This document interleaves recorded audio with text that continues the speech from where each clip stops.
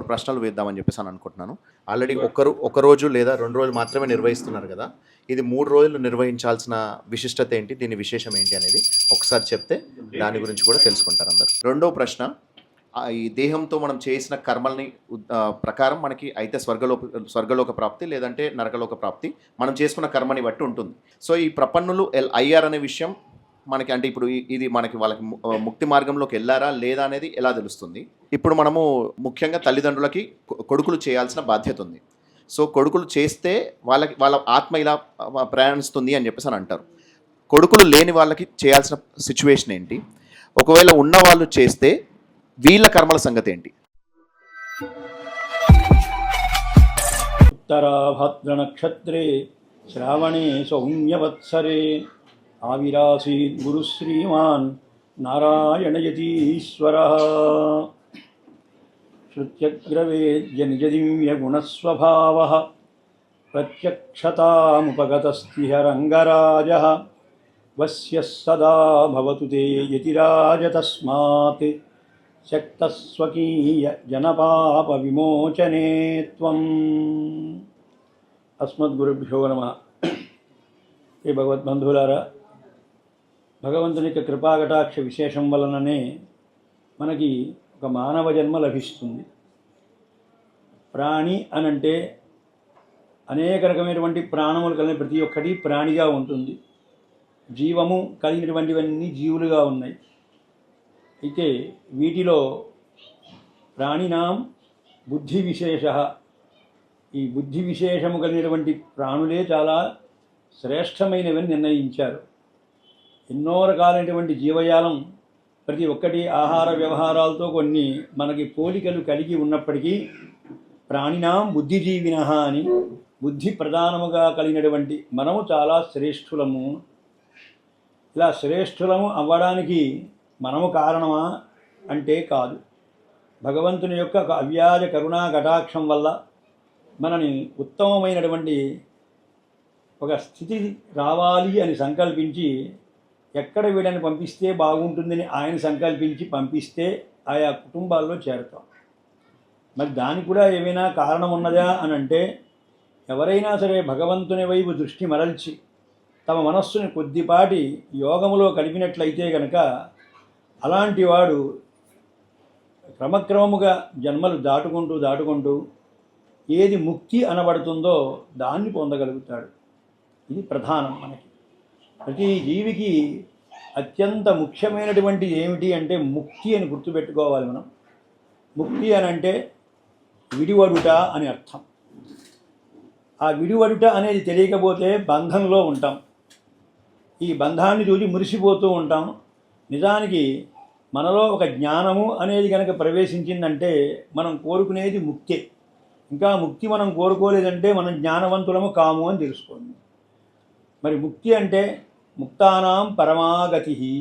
ముక్తి అయినటువంటి వాడికి అబ్బో అత్యద్భుతమైనటువంటి ఒక స్థానం లభిస్తుంది. సయాతి పరమాంగతిం అంటారు. అలాంటి వాడు పరమాంగతి అత్యున్నతమైనటువంటి స్థానానికి వెళ్ళిపోతాడు. దీనికి సహకారం ఏమిటి, దీనికి మార్గం ఏమిటి అని అంటే కేవలము ఆధ్యాత్మికమైనటువంటి మార్గం ఒకటే మనని కట్టవేయబడినటువంటి ఈ బంధాల నుంచి తెంపి ఉన్నత స్థానానికి చేరుస్తుంది. అర్చిరాది మార్గం అని చాందోగ్య ఉపనిషత్తులో ఉన్నటువంటి విధానాన్ని తెలియజేశారు. భగవంతుని చేత అనుగ్రహించబడినటువంటి ఈ దేహం నా వృధా దాహయేద్యస్తు, ఏదో ఇంట్లో చెత్త పాడైపోతే పనికి కాకపోతే అవతల పారేసినట్టుగానో, ఏదో ఇంట్లో ఉన్నటువంటి ఒక పిల్లో బల్లో చచ్చిపోతే గోడవతల విసిరేసినట్టుగా చాటి మనుషుల్ని పడేయగలుగుతామా? అందులో జ్ఞానం ఉండి ఇంతమందిని పెంచి పెద్ద చేసి అందరికీ మూలముగా ఉండి, ఒకరికి తల్లిగా, ఒకరికి అత్తగా, ఒకరికి మేనత్తగా, పిన్నిగా, పెద్దమ్మగా ఇంతమంది బంధుత్వం కలిగి ఎన్నో చక్కటి భగవత్ సంబంధమైనటువంటి విధానాలతో ముడిపెడినటువంటి ఆ ఆత్మని బయటపడేయగలుగుతామా? లేదు. కేశవార్పిత సర్వాంగం నా వృధా దాహయేద్యస్తు అని. అలాంటి దాన్ని అలా పొరపాటు కూడా చేయకూడదు. దానికి బ్రహ్మమేధ సంస్కారం అనబడేటువంటి ఈ ప్రక్రియను చేసి దాన్ని సార్థక్యత చెయ్యండి అని నిర్ణయం చేశారు. దాని ప్రకారంగా 1 సంవత్సర కాలం పాటు ఇది చేయవలసి ఉంటుంది. మొదట 13 రోజులకి ఒక ఘట్టం పూర్తవుతుంది. అంటే 12 రోజులకే పూర్తి అయిపోతుంది. 13వ రోజు పెద్ద ప్రాముఖ్యము కాదు, 12 సంవత్సరానికి నెలలు 12 కనుక ఈ 12 నెలలకి సంబంధించినటువంటి ప్రయాణంలో 16 ద్వారాలు వస్తాయి.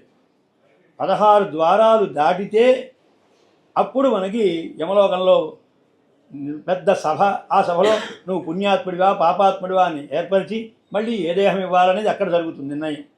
దాని దగ్గరికి చేరుకోవాలి అని అంటే ఈ 16 ద్వారాల యొక్క ప్రయాణం కావాలి.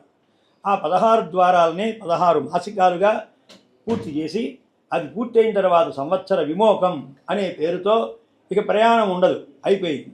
ఆ తర్వాత వచ్చేదాన్ని ఏమంటారు? తద్దినం అంటారు. తద్దినము అని అంటే అర్థం తత్ అక్కడైనటువంటి ఆ రోజుతో ఉన్నటువంటి రోజు. ఏ రోజు? శరీరాన్ని ఆత్మ విడిచినటువంటి రోజు ఏ రోజు ఉంటుందో ఆ రోజునే తద్దినము అని పేరు పెట్టారు.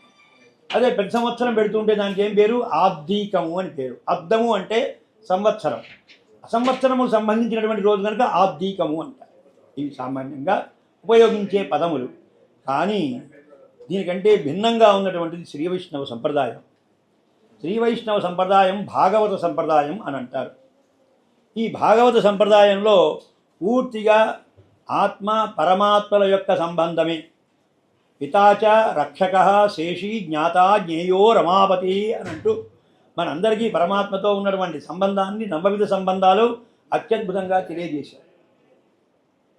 అటువంటి దానిలో మనకి అక్కడ 13వ రోజున తిరువాయుముడి సేవాకాలంతో పరమాత్మ ఈ ఆత్మ నీది అని ఆవేళ చెప్పేశాం, అయిపోయింది. మళ్ళీ సంవత్సరం అయ్యింది. ఈ ప్రయాణ అనంతరము కూడా మరొక్కసారి జ్ఞాపకం చేస్తూ ఈవేళ జరిగింది తిరువాయుముడి సేవాకాలం.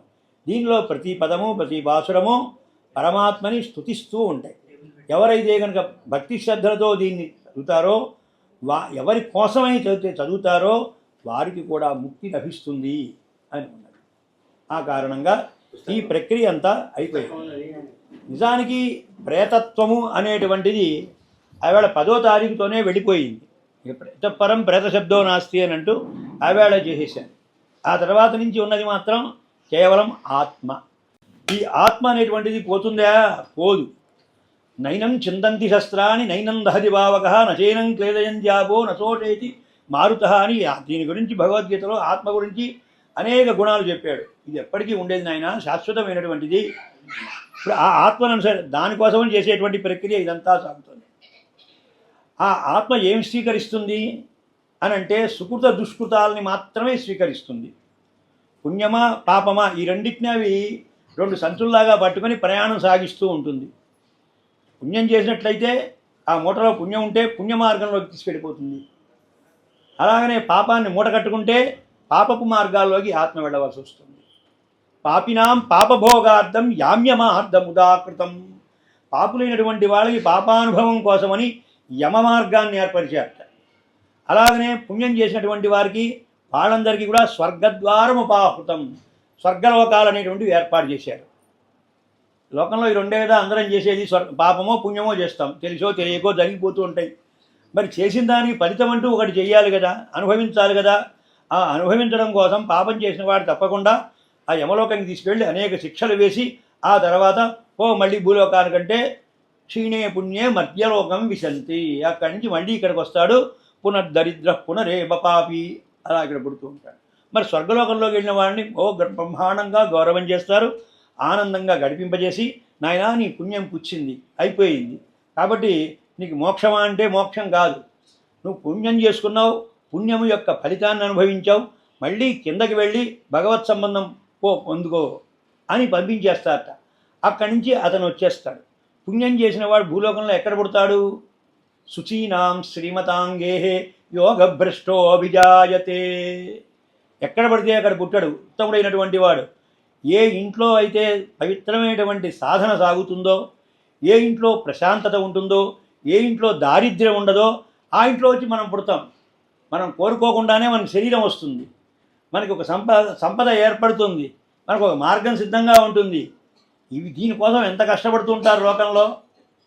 మరి అటువంటిది పుట్టిన వెంటనే శ్రీమతాంగేహే, అయినా నీకు ఉత్తముల ఇళ్లలో నిన్ను జన్మింపజేస్తున్నాను అని పంపించేస్తారంటే పరమాత్మ.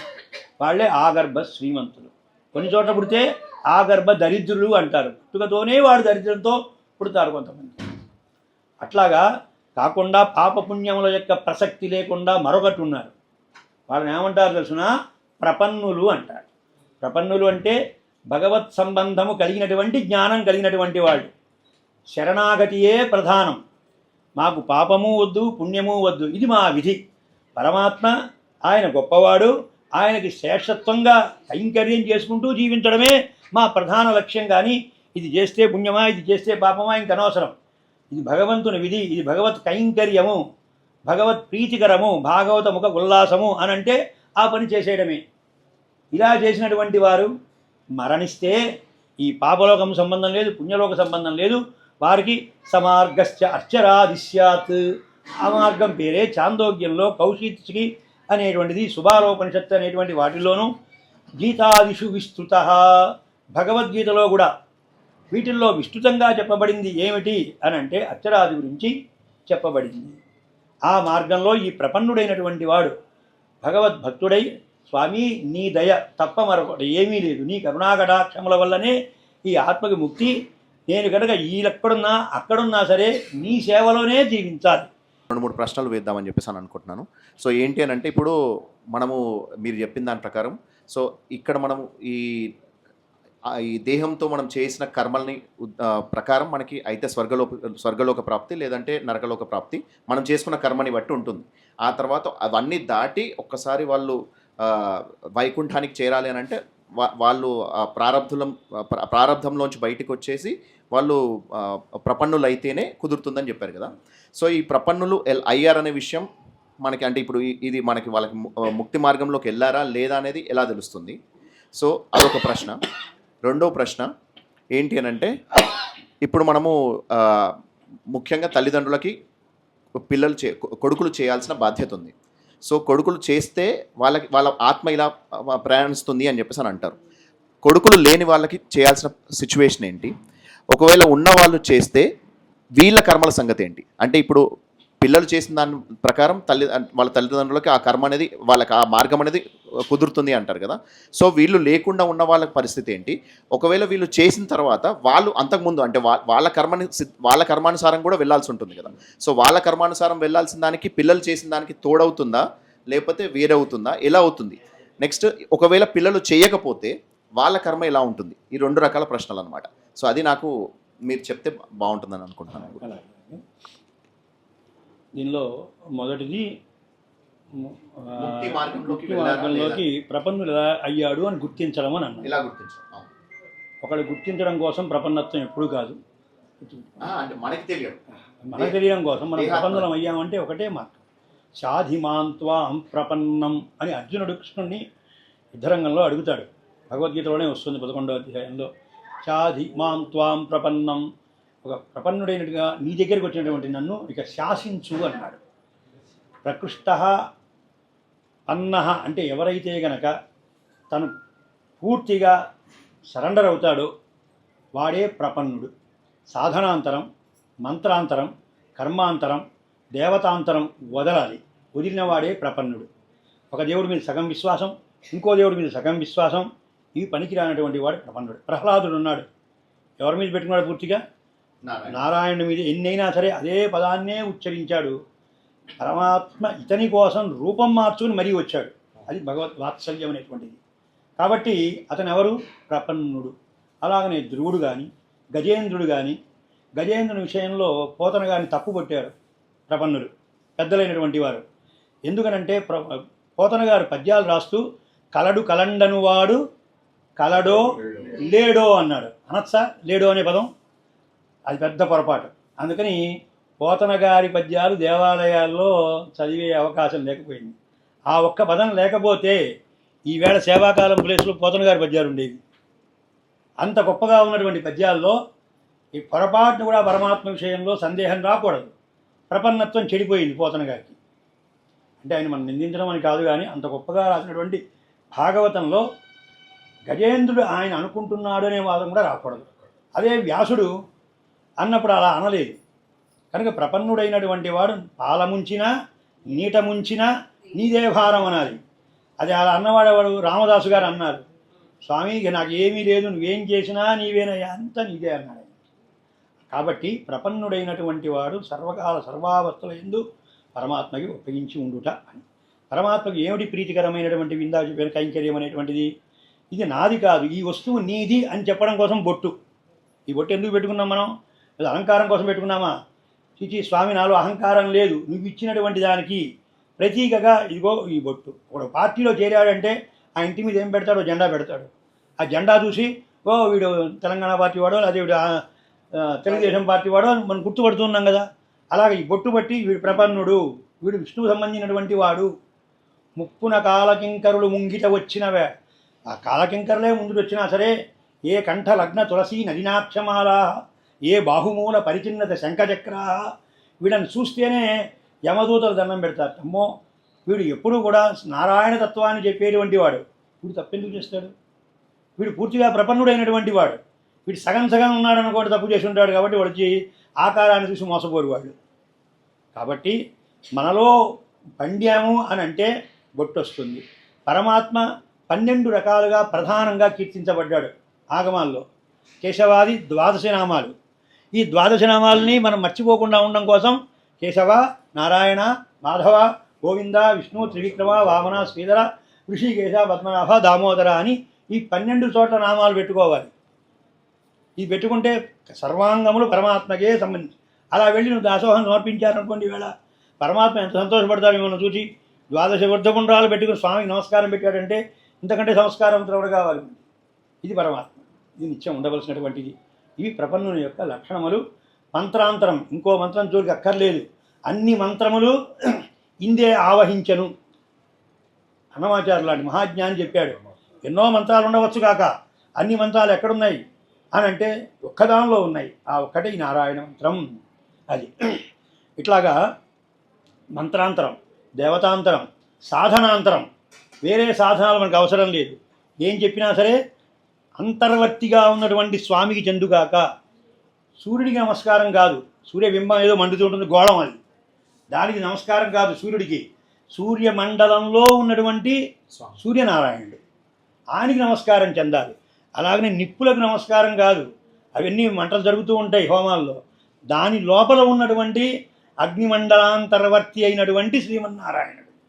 కాబట్టి అంతర్యామి ఉపాసనగా కూడా మళ్ళీ ప్రపన్నుడైనటువంటి వాడు నారాయణుణ్ణే కోరతాడు.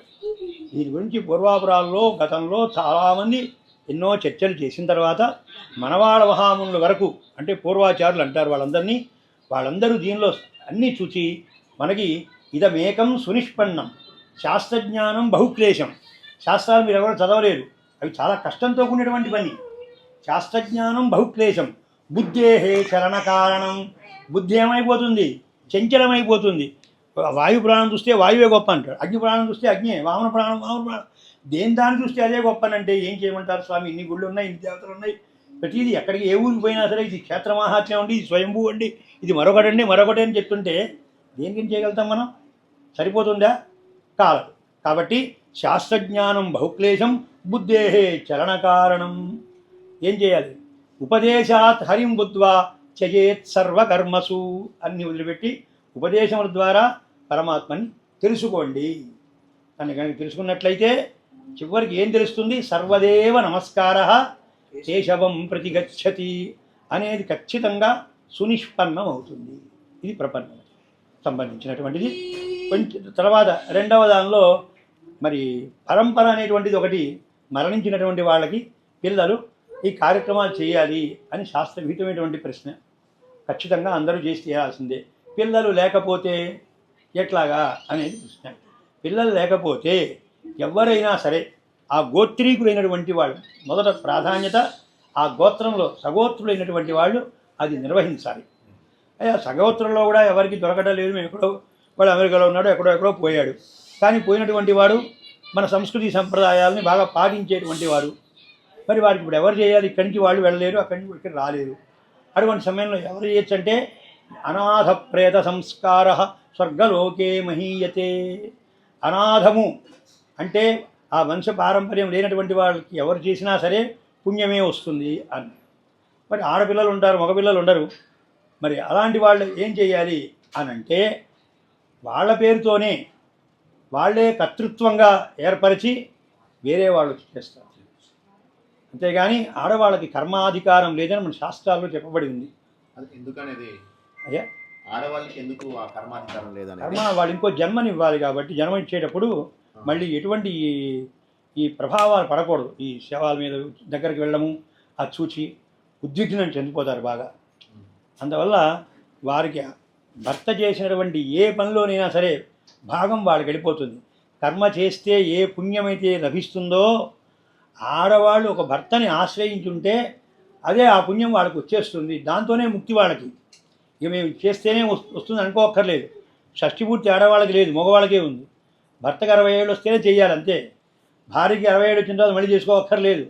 ఏమంటే ఇద్దరికి రావాలా అని కొత్త కొత్త ప్రశ్నలు, అంటే దాని గురించి ఎక్కువ అనుకోకపోవడం వల్ల వస్తూ ఉన్నాయి ప్రశ్నలు. భర్త చేసుకున్నాడు అంటే ఆటోమేటిక్గా భార్య చేసుకున్నట్టే లెక్క. భర్తకి శుభలేఖ ఇచ్చామంటే భార్యకి ఇవ్వనట్టే లెక్క. ఆయన పేరు పూర్వం అలాగనే రాసేవారు. శుభలేఖ మీద ఇంటి యజమాని పేరే రాసేవారు తప్ప శ్రీమతి అండ్ శ్రీ అని రాసేవారు కాదు. ఇప్పుడు వాళ్ళ పేరు కూడా రాసుకుంటున్నారు. వెళ్ళి వాళ్ళ పేరు రాసి ఈయన పేరు రాసి ఏమవుతుందో మళ్ళీ లేనిపోయిన సమస్యలని అది అక్కర్లేదు. ఒకరే ఇంటికి యజమాని ఎవరైతే ఉంటారో వాళ్ళ పేరే ఉంటుంది. అట్లాగా మరణించినటువంటి వారు అంటే నా ఫైనల్ ఇంకో ప్రశ్న, అంటే ఇంకో క్లారిటీ అడుగుతున్నాను గురుగారు. అంటే మీరు చెప్పింది నాకు అర్థమైంది. సో ముఖ్యమైన ప్రశ్న ఏంటి అని అంటే, ఇప్పుడు ఎవరైతే మరణిస్తారో వాళ్ళకంటూ కొన్ని కర్మలు ఉంటాయి. ఆ కర్మానుసారం వాళ్ళ ఆత్మ అనేది ప్రయాణం చేస్తుంది. సో వాళ్ళ పిల్లలు వాళ్ళకంటూ వాళ్ళ బాధ్యతలు ఉంటాయి. ఆ కర్మానుసారం వాళ్ళు కూడా చేస్తూ ఉంటారు కదా. సో వీళ్ళు చేసినందువల్ల వాళ్ళకు వచ్చే బెనిఫిట్ ఏంటి, అంటే ఆ మరణించిన వాళ్ళకి వచ్చింది ఏంటి, వీళ్ళు చేయకపోతే వాళ్ళకి తగ్గేది ఏమిటి? ఎందుకంటే వీళ్ళు ఒకవేళ చేయకపోతే వాళ్ళ కర్మానుసారం వాళ్ళకి జరగాల్సింది జరగకుండా ఉంటుందా? నెక్స్ట్ వీళ్ళు చేసేట్టయితే వాళ్ళు ఒకవేళ వాళ్ళు అనుభవించాల్సింది అనుభవించకుండా వీళ్ళకి మంచి మార్గం ఏమైనా కుదురుతుందా? ఈ రెండు రకాల ప్రశ్న. నిజమే. ఇది కర్మ సిద్ధాంతాన్ని అనుసరించి ప్రపన్నత్వాన్ని అందించి ఈ మధ్యలో ఉన్నటువంటి ప్రశ్న ఇది. నిజానికి యోగులైనటువంటి వారు, మహానుభావులైనటువంటి వారు అరణ్యంలోకి వెళ్ళిపోతారు. అలాగని కొంచెం సన్యాసం పుచ్చుకుంటారు. వాళ్ళ సంతానం ఉండదు, వాళ్ళు మరణిస్తారు. ఆ మరణించిన వారికి కర్మకాండలు చేయకపోతే వాడికి ఉత్తమ గతులు లేవా, పొందుతారా పొందరా అనేటువంటిది కదా ప్రశ్న మనకి. ఖచ్చితంగా వాడు పొందుతారు. ఎందుకని అని అంటే, ఎవరైతే అన్నీ వదిలిపెట్టుకొని పూర్తిగా పరమాత్మనే కోరతారో అలాంటి వాడికి నైవ శాస్త్రం నచ క్రమ. వాళ్ళకి శాస్త్రము అవసరం లేదు, వాళ్ళకి క్రమము అక్కర్లేదు. ఇవి ఎవరికి అంటే సామాన్యులైనటువంటి మనమందరం కూడా ఆ స్థితి పొందలేం కాబట్టి, వాళ్ళలాగా మొత్తం సర్వత్ర సమదర్శనము కాలేం కాబట్టి మనందరం కర్మల మీద స్టెప్పుని ఖచ్చితంగా అలా ఎక్కి వెళ్ళవలసిందే. వాళ్ళకి రెక్కలుంటే ఒకసారి పైకి ఎగిరి వెళ్ళిపోగలుగుతారు. కాబట్టి తప్పనిసరిగా ప్రతి ఒక్కళ్ళు తమకంటూ ఒక రుణం అనేది ఏర్పడుతుంది శరీరం ఇచ్చినటువంటి తల్లిదండ్రుల విషయంలో. ఆ రుణం తీర్చుకునే బాధ్యతని తప్పించుకోకూడదు ఎవరు. అలా తప్పించుకుంటే పితృదేవతల యొక్క శాపం అనేది ఒకటి ఏర్పడి ఆ ఇంట్లో శుభం చాలా తక్కువగా, శాంతి అనేటువంటిది తక్కువగా కనిపిస్తూ ఉంటుంది. కనుక ప్రధానమైనటువంటిది పితృదేవతల యొక్క అనుగ్రహం అంటారు. ఆ పితృదేవతల అనుగ్రహం ఎక్కడి నుంచి లభిస్తుంది? పితృపితామహ ప్రపితామహ 7 తరాల నుంచి వస్తూ ఉంటుందట. అక్కడ ఏ ఒక్కరి దగ్గర సరిగ్గా జరగకపోయినా సరే అది మళ్ళీ ఇక్కడ తొంగి చూచేటువంటి అవకాశం ఉంటుంది. దాన్ని మళ్ళీ మనం జాగ్రత్తగా సరి చేసుకుంటూ వెళ్తూ ఉండాలి. డైరెక్ట్గా ఇంపాక్ట్ మనకి, మన పిల్లలకి, మన రాబోయే తరానికే ఉంటుంది తప్పించి అంతకు ముందు వాళ్ళకేముండదు. ఆల్రెడీ వాళ్ళు వేరే లోకాలకు వెళ్ళిపోయినప్పుడు పిండ సంయోజనం చేసినప్పుడే వెళ్ళిపోయారు. కాబట్టి ఇవి 2 రకాలు. కర్మ ద్వారా తీర్చుకునేటువంటి కొంచెం లాంగ్ ప్రొసీజర్. ఆ రూట్ కొంచెం ద్వారా మొత్తం ఇంటికి చేరతారు కానీ చాలా కాలం పడుతుంది. అట్లాగా తర్వాత ఎవరో మునిమనవడో వస్తాడు, గయేశార్థం పెడతాడు, మరొకటి పెడతాడు, అందరికీ కలిపి చేయడం వల్ల అప్పటికి విముక్తి అవుతుంది. కానీ ప్రపన్నుడైనటువంటి వాడికి ఈ శాస్త్రము, ఈ క్రమము ఏమీ లేకపోయినా సరే పరమాత్మే చెప్పాడు. ఏమని చెప్పాడంటే, మరణ సమయంలో ఎవరైతే కనుక నన్ను తలుస్తారో అలాంటి వాడిని నేను ఉన్నత స్థానానికి తీసుకువెడతాను. స్థితే మనసి సుస్వస్తే శరీరే సతి యో నరః ధాతుసామ్యే స్థితే స్మర్త విశ్వరూపంచమామచం తతస్థం మ్రియమాణంతు కాష్టపాషాణ సన్నిభం అహం స్మరామి మద్భక్తం నయామి పరమాంగతిం అనేది పరమాత్మ చేసినటువంటి ప్రతిజ్ఞ శ్లోకం ఇది. ఆయన ప్రతిజ్ఞ చేశాడు. మరణించే సమయంలో మనుషులు కొయ్యల్లాగా, బండల్లాగా అలా పడి ఉంటారు, ఏమి తెలియకుండా కోమాస్థితిలో ఉన్నాడు. ఇంతకాలం ఏదో భగవత్ గుణానుభవం చేశాడు, భగవత్ కైంకర్యం చేశాడు, దేవాలయాలు కడిగాడు, ఊడ్చాడు, వాహనాలు మోసాడు, గ్రంథాలు ప్రకటించాడు, అన్నీ చేసినటువంటి వ్యక్తి మరణించే సమయంలో మాత్రం జడ పదార్థంలాగా మారిపోయాడు. మరణించే సమయంలో దైవజ్ఞానం ఉంటేనే మోక్షమని భగవద్గీత చెప్పింది. అంచకాలేచ మామేవ స్మరన్ముక్త్వా కడేవరం యప్రయాసముద్భావం జాతినాస్త్యత్ర సంశయ అన్నాడు. అలాంటి భగవద్గీతయే మళ్ళీ అలా కాదు అని పరమాత్మ దానికి రెమెడీగా మళ్ళీ చెప్పాడు. నీవు మరణించే సమయంలో నీకు ఆ సమస్య అక్కర్లేదు. నీకు జ్ఞానం ఉన్నంతకాలం, నీ శరీరం నీ మాట విన్నంతకాలం, నీ అవయవాలు నీ చెప్పినటువంటి మాట ప్రకారంగా విన్నంతకాలం నన్ను స్మరించినట్లయితే చివరి దశలో నేనే వచ్చి నిన్ను తీసుకుపెడతాను. నయామి, స్మరామి కాదు, నయామి అంటే తీసుకుపెడతాను అని. కాబట్టి వారి విషయంలో మనం ఎటువంటి సందేహం అక్కర్లేదు, ఉత్తమ గతికి వెళ్ళిపోతారు. కొడుకులు ఉన్నటువంటి వాళ్ళు మాత్రం తప్పనిసరిగా చేస్తేనే వీళ్ళకి చాలా మంచిది. వాళ్ళు కూడా తప్పనిసరిగా కర్మ సిద్ధాంతాన్ని అనుసరించి ఏనాటికైనా ఉన్నతమైనటువంటి స్థానానికి చేరుకుంటారు. మీ ప్రశ్న అడగడానికి ముఖ్యమైన కారణం ఏంటి అని అంటే, మనం ఎందుకు ఫాలో అవ్వాలి? ఇప్పుడు దాకా అంటే ఇప్పుడు చేసినా చేయకపోయినా వాళ్ళ కర్మ ప్రకారం వాళ్ళు వెళ్తారు కదా. అంటే ఆ కర్మని మనం ఫాలో అవ్వడం వల్ల అది నెక్స్ట్ జనరేషన్స్ మనకే ఉపయోగపడుతుంది తప్పించి అది వాళ్ళకి ఉపయోగపడేది తక్కువ, మనకు ఉపయోగపడేది ఇంకా ఎక్కువ. సో అది ఆ విషయం అందరూ అర్థం చేసుకోవాలి. తెలుసుకోకుండానే ఒక జ్ఞానం లభిస్తుంది. ఈ మార్గం ఇంట్లో అనుష్ఠించారంటే తర్వాత వాళ్ళు చూచారు, తర్వాత వాళ్ళు తెలుసుకున్నారు, ఎలా అవుతారు. అదే జ్ఞానం సంపాదించారు. ఎవరైతే ఇలాంటి జ్ఞానంలో ఉంటారో వాళ్ళు పరమాత్మకి ప్రీతిపాత్రలు అవుతారు. పరమాత్మకి ప్రీతిపాత్రులైన వాడికి కష్ట సుఖాలు ఉండవు అని పరమాత్మ చెప్పిన మాట. అలా ఇంకా మనం కష్టానష్టాలు పొందుతున్నామంటే మనలోనే లోపం ఉండాలి. పరమాత్మతో ఇంకా సంబంధం మనం సరిగ్గా పెట్టుకోలేకపోవడం వల్లనే మనకి ఇవి లభిస్తున్నాయి. ఇంకా తీర్చిదిద్దుకోవాలి మనం అని తెలుసుకోవాలి. అయితే ఇప్పుడు అమ్మ విషయంలో మాత్రం చెప్పదలుచుకుంటే, అమ్మ లాస్ట్ మినిట్ వరకు కూడా తనకు మోక్షమే కావాలని కోరుకుంది. ఇంకా వేరే ఇంకొక జన్మ ఉండొద్దు, ఇంకో జన్మ అవసరం లేదనే కోరుకుంది. అంటే చాలామంది ఎవరైనా సరే మనకి ఇప్పుడు ఇంకో జన్మన, లేకపోతే ఇంకో మంచి జన్మ, లేదంటే ఇంకొక మంచి సంపన్నుల ఇళ్ళలో పుట్టాలి, లేకపోతే ఇంత ఆస్తులు ఉండాలి, ఇవన్నీ కోరుకుంటారు కదా. అమ్మ అలాంటిది ఏది కోరుకోలేదు. కేవలం ఇంకొక జన్మ అనేది ఉండొద్దు, విముక్తి, ఈ జన్మల నుంచి విముక్తి కలగాలని చెప్పేసి కోరుకుంటున్నారు. జన్మరాహిత్యమే కోరుకుంది. అయితే ఇప్పుడు నాకు ఇంకొక ప్రశ్న ఏంటంటే గురుగారు, ఇప్పుడు మీరు చెప్పారు కదా, ఆ విరజా నది దాటిన తర్వాత అక్కడ ఓన్లీ పరమాత్ముడు మాత్రమే ఉంటాడు. పరమాత్ముడి దగ్గర అక్కడ ఓన్లీ ఆనందం తప్పించి ఇంకా వేరే మనకి అంతకు మించిన ఇంకా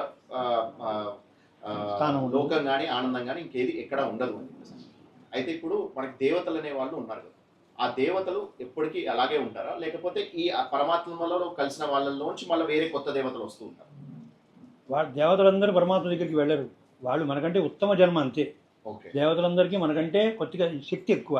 నరుల కంటే వానరులు, వానరుల కంటే కిన్నరులు, కింపురుషులు, యక్షులు, ఇవన్నీ కూడా ఒక స్టెప్ బై స్టెప్ కొంచెం శక్తివంతులై ఉంటారు.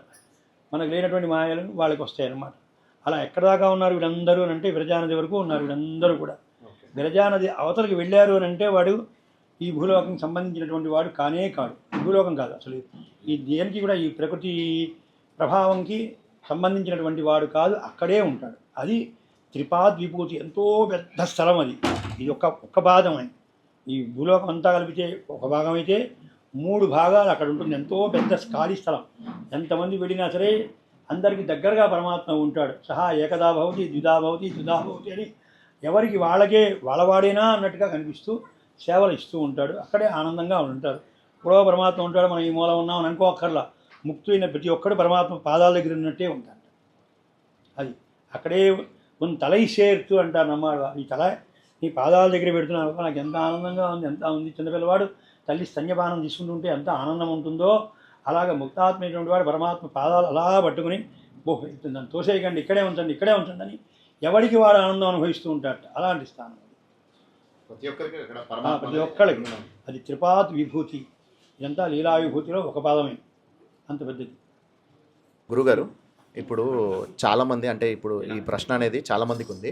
ఆల్రెడీ ఒక రోజు లేదా 2 రోజులు మాత్రమే నిర్వహిస్తున్నారు కదా. ఇది 3 రోజులు నిర్వహించాల్సిన విశిష్టత ఏంటి, దీని విశేషం ఏంటి అనేది ఒకసారి చెప్తే దాని గురించి కూడా తెలుసుకుంటారు అందరు. సంవత్సరికాలు 3 రోజులు తప్పనిసరిగా చేయమని శాస్త్రం చెప్పింది. ప్రత్యేకించి గరుడ పురాణం కనుక చూచినట్లయితే దానిలో ఈ విషయాన్ని బాగా వివరించారు. కరుత్మంతుడికి కలిగినటువంటి సందేహాలు దేని విషయంలో, ఈ ప్రేత విముక్తి విషయంలోనూ మరణానంతరం జీవనం గురించి సందేహం గరుత్మంతుడికి కలిగి నారాయణుని అడిగితే ఏర్పడినటువంటి పురాణమే గరుడ పురాణం. ఆ గరుడ పురాణంలో దీని గురించి ప్రత్యేకించి చెప్పారు.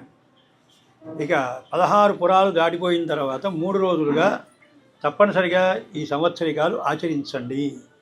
మొదటిది ఓణ ఆబ్దీకం అనే పేరుతో సంవత్సరం కంటే ముందు రోజు చేసేటువంటిది 16వ కార్యక్రమం. దానికి అది ఓణాబ్దీకం అని పేరు. అది అయిన తర్వాత రెండవది సంవత్సరీకం. ఇంతకుముందు ఏ పితృదేవతల్ని ఆరాధన చేశారో అవే ఆరాధనలు ఉంటాయి, దానిలో ఏం మార్పు రాదు. విశ్వదేవులు వారే ఉంటారు, శ్రాద్ధ సంరక్షక ఉంటారు, అలాగనే ప్రపితామహులు వీరిని కలుపుకొని విడివిడిగా చేసి వాళ్ళని ఆరాధించాలి. ఆబ్దికంలో వచ్చేటప్పటికల్లా కలుపుకోవచ్చు, వాటిలో కలపరు. మొత్తానికి ఓణాబ్దీకం అనే పేరుతో ఒకరోజు, రెండవ రోజున సంవత్సర విమోకం అనే పేరుతో సంవత్సరము పూర్తయిన సందర్భంగా ఆ ఇంట్లో ఇక నుంచి మంగళకరమైనటువంటి ప్రతి కార్యములు సాగాలి అని కోరుకుంటూ చేసి ఆవేళ శుద్ధి పుణ్యాహవాచనము, యజ్ఞోపయుధం ధారణం, అలాగనే వ్రత సమాప్తి, ఇది పూర్తి అవుతాయి రెండవ రోజున.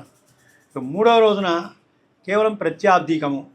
మన శరీరం ఉన్నంతకాలం ఎంతవరకు మనం ఓపికగా పెట్టగలుగుతామో అంతవరకు పెట్టవలసిందే. మేము గయకి వెళ్ళి వచ్చాం కాబట్టి మేము పెట్టక్కర్లేదు, మేము నువ్వులు ముట్టుకోక్కర్లేదు, దర్భలు ముట్టుకోక్కర్లేదు, ఇవన్నీ పొరపాటు మాటలు.